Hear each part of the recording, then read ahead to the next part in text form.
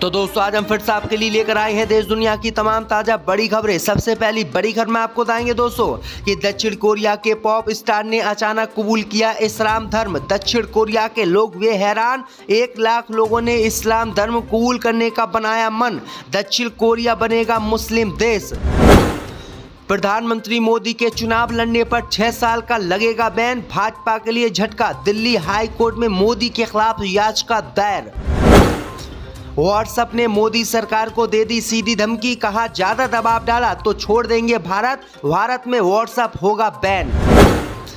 Rafa पर मंडरा रहा खतरे के बादल, इजराइल के आगे अब रेड क्रॉस ने भी किए हाथ खड़े, साथ देने से किया इनकार, नेतन्याहू की बड़ी चिंता। धर्म के आधार पर वोट मांगना, बीजेपी सांसद तेजस्वी सूर्या को पड़ा भारी। चुनाव आयोग ने वीडियो के आधार पर एफआईआर की दर्ज, तेजस्वी सूर्या के चुनाव लड़ने पर लगाया बैन। जेएनयू की कुलपति ने हिजाब का किया समर्थन, कहा हिजाब पहनने की मुस्लिम छात्राओं को मिलनी चाहिए इजाजत, इसका नहीं होना चाहिए देश में विरोध। लोकसभा चुनाव के बाद बीएसपी और बीजेपी के बीच होगा गठबंधन, मायावती के भतीजे आकाश आनंद ने कर दिया दावा। तो दोस्तों सभी खबरों को आपको एक एक कर बताने वाले हैं, वीडियो को लाइक कर चैनल को सब्सक्राइब कर दें।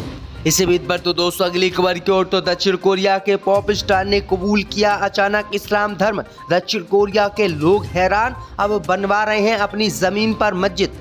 दोस्तों आपको बता दें कि दक्षिण कोरिया के पॉप स्टार और यूट्यूबर दाऊद किम ने अचानक ही दक्षिण कोरिया में अपना धर्म छोड़कर इस्लाम धर्म अपना लिया है।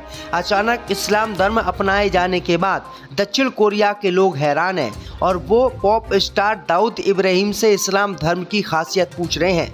वही आपको बता दें कि इस्लाम धर्म अपनाने के बाद अब पॉप स्टार ने अपनी जमीन पर दक्षिण कोरिया में मस्जिद बनाने का ऐलान किया है। वहीं आपको बता दें कि पॉप स्टार इस्लाम से इतने ज़्यादा प्रभावित हुए कि उन्होंने अचानक ही इस्लाम धर्म अपनाने का ऐलान किया। वहीं आपको बता दें कि दक्षिण कोरिया में मुसलमानों की संख्या बहुत कम है, लेकिन पॉप स्टार के इस्लाम धर्म कबूल अचानक करने के बाद अब दक्षिण कोरिया के अन्य लोग भी इस्लाम धर्म कबूल करेंगे और दक्षिण कोरिया में भारी संख्या में मुसलमान बनेंगे लोग। तो ये बड़ी अपडेट दक्षिण कोरिया से आ रही है। तो दोस्तों अगली खबर की ओर, तो प्रधानमंत्री मोदी पर लगेगा 6 साल का बैन, नहीं लड़ पाएंगे चुनाव। दोस्तों आपको बता दें कि लोकसभा चुनाव के बीच प्रधानमंत्री मोदी के खिलाफ आचार संहिता उल्लंघन को लेकर दिल्ली हाई कोर्ट में एक याचिका दायर की गई है। याचिका में प्रधानमंत्री मोदी पर 6 साल के लिए चुनाव लड़ने से प्रतिबंध लगाने की मांग की गई है। याचिका में कहा गया है कि प्रधानमंत्री मोदी ने उत्तर प्रदेश के पीलीभीत में एक भाषण के दौरान हिंदू देवी देवताओं और हिंदू पूजा श्लोक के साथ साथ सिख देवताओं और सिख पूजा श्लोक के नाम पर अपनी पार्टी के लिए वोट मांगे थे। जानकारी के मुताबिक दिल्ली हाई कोर्ट के वकील आनंद एस जोंदले ने प्रधानमंत्री मोदी के खिलाफ कार्रवाई की मांग की है और प्रधानमंत्री मोदी पर 6 साल का बैन लगाने की मांग की है। अगर 6 साल का दिल्ली हाई कोर्ट प्रधानमंत्री मोदी पर बैन लगाता है तो मोदी प्रधानमंत्री नहीं बन पाएंगे और ना ही वो चुनाव लड़ पाएंगे, जो बीजेपी के लिए बड़ा झटका माना जा रहा है। इसी बीच पर तो दोस्तों अगली खबर की ओर, तो लोकसभा चुनाव के बीच व्हाट्सएप ने मोदी सरकार को दी भारत छोड़ने की धमकी। दोस्तों आपको बता दें कि दुनिया के सबसे पॉपुलर मैसेंजरों में से एक व्हाट्सएप ने मोदी सरकार को धमकी देते हुए भारत छोड़ने के लिए कह दिया है। दरअसल आपको बता दें कि दिल्ली हाई कोर्ट के समक्ष व्हाट्सएप ने अपनी बात रखते हुए साफ तौर पर कह दिया है कि अगर मोदी सरकार ने उन पर दबाव डाला और एनक्रिप्शन तोड़ने के लिए जोर दिया गया तो व्हाट्सएप को मजबूरन भारत में अपनी सभी सर्विसें बंद करनी पड़ेंगी। दरअसल आपको बता दें कि सोशल मीडिया कंपनी ने आईटी एक्ट 2021 को चुनौती देते हुए ये बात की है। दरअसल आपको बता दें कि केंद्र की मोदी सरकार एक नया एक्ट लेकर आई है। इस एक्ट के जरिए मोदी सरकार व्हाट्सएप से सभी के मैसेज देखने की इजाजत मांग रही है, लेकिन व्हाट्सएप ने मैसेज दिखाने से साफ इनकार कर दिया है, जिसके बाद मोदी सरकार लगातार व्हाट्सएप पर दबाव बना रही है। लेकिन अब व्हाट्सएप ने सीधी धमकी मोदी सरकार को दे दी है कि अगर उसने ज्यादा दबाव डाला और हमारी सेवाओं से छेड़छाड़ की तो वो जानकारी तो नहीं देंगे, लेकिन भारत में व्हाट्सएप को बैन कर देंगे और भारत छोड़कर कंपनी चली जाएगी। तो ये बड़ी अपडेट आई दोस्तों कि किस तरह से मोदी सरकार तानाशाही अब इन सभी ऐपों पर दिखा रही है। इसी बीच पर तो दोस्तों अगली खबर की ओर तो अमेरिका के बाद अब इजराइल के आगे रेड क्रास ने भी हाथ किए खड़े, साथ देने से किया इनकार। जब दोस्तों आपको बता दें कि ईरान के हमले के बाद से इजराइल गाजा पर लगातार हमले कर रहा है।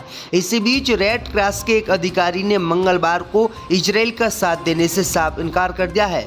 उन्होंने कहा है कि हम इजराइल के साथ किसी भी कीमत पर खड़े नहीं होंगे, क्योंकि इजराइल राफा पर कभी भी हमला कर सकता है।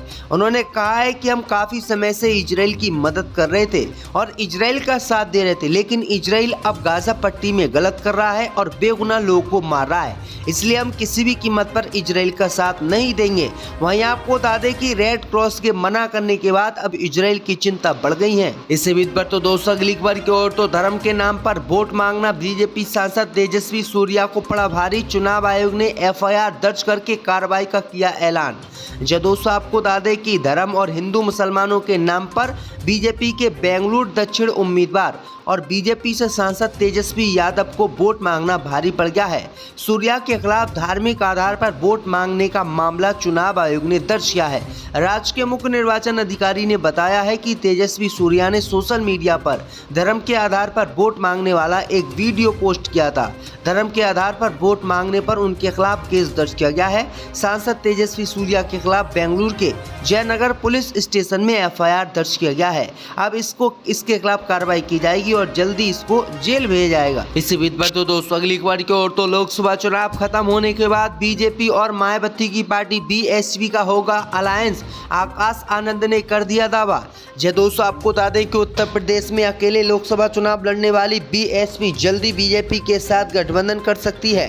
दरअसल आपको बता दें कि उनके मायावती के भतीजे आकाश आनंद ने इसके संकेत दिए हैं। आकाश आनंद ने कहा है कि लोकसभा चुनाव खत्म होने के बाद हम बीजेपी के साथ गठबंधन कर सकते हैं। उन्होंने कहा है कि हम राजनीतिक पावर में आना चाहते हैं और बीजेपी इस समय देश में पावर में है राजनीतिक। अगर बीजेपी से बातचीत होती है हमारी और बीजेपी हमसे गठबंधन करती है तो हम बीजेपी से गठबंधन कर लेंगे और राजनीतिक पावर में आ जाएंगे, जिससे हम अपने लोगों का काम कर सके।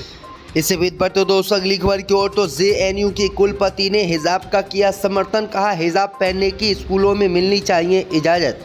जी दोस्तों आपको बता दें कि जवाहरलाल नेहरू विश्वविद्यालय की कुलपति शांति श्री डी पंडित ने ड्रेस कोड और हिजाब पहनने को लेकर बड़ा ऐलान किया है। उन्होंने कहा कि भारत में धर्म, भाषा और ड्रेस कोड में एक रूपता कारगर नहीं है और अगर कोई छात्रा हिजाब पहनना चाहती है तो ये उसकी पसंद है और उसे इसकी अनुमति भारत में मिलनी चाहिए।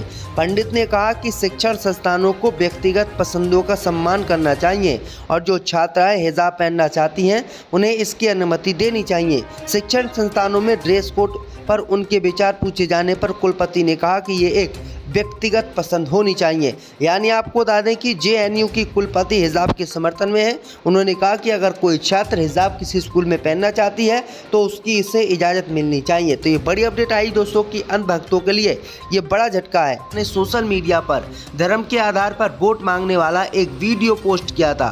धर्म के आधार पर वोट मांगने पर उनके खिलाफ केस दर्ज किया गया है। सांसद तेजस्वी सूर्या के खिलाफ बेंगलुरु के जयनगर पुलिस स्टेशन में एफआईआर दर्ज किया गया है। अब इसके खिलाफ कार्रवाई की जाएगी और जल्दी इसको जेल भेजा जाएगा। इसी बीच पर तो दोस्तों अगली खबर की ओर तो लोकसभा चुनाव खत्म होने के बाद बीजेपी और मायावती की पार्टी बीएसपी का होगा अलायंस। आकाश आनंद ने कर दिया दावा। जय दोस्तों आपको बता दें कि उत्तर प्रदेश में अकेले लोकसभा चुनाव लड़ने वाली बीएसपी जल्दी बीजेपी के साथ गठबंधन कर सकती है।